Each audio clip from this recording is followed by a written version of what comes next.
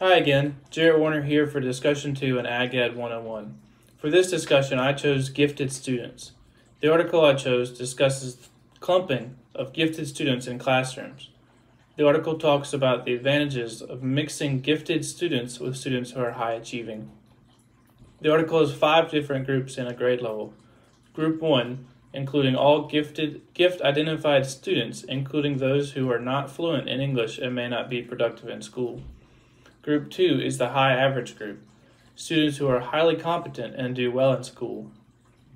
Group 3 is the average student, such as myself, who are, as the name suggests, completely average. Group 4 is low average, students who are able to complete grade level tasks with some assistance. Group 5 is the far below average group. These students have trouble with multiple subjects and score below grade level marks. The article states that it is beneficial to put a group of around 4 to 9 gifted students in a class of high-achieving students.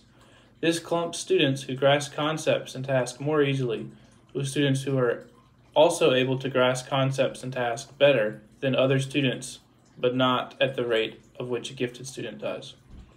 These classes require special training due to the different requirements for teaching.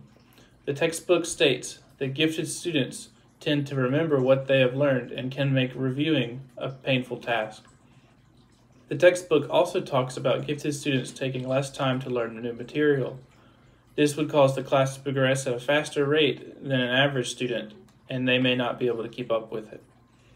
I chose this article partly because it was the only one of about 20 articles I clicked on that I didn't have to request access to, but also because the textbook discusses the gifted inclusion idea, but I wanted to see the other side and see what the belief was behind the gift clumping model. I also chose this article because the author of the article is referenced in the textbook, and I felt that it was a good source of information that aligned with the textbook. I learned from the article that gifted students can require additional training for teachers. Some of these areas that gifted student educators may be trained on are respecting different learning needs, offering opportunities for faster-paced learners, and how to incorporate students' specific interest into their studies.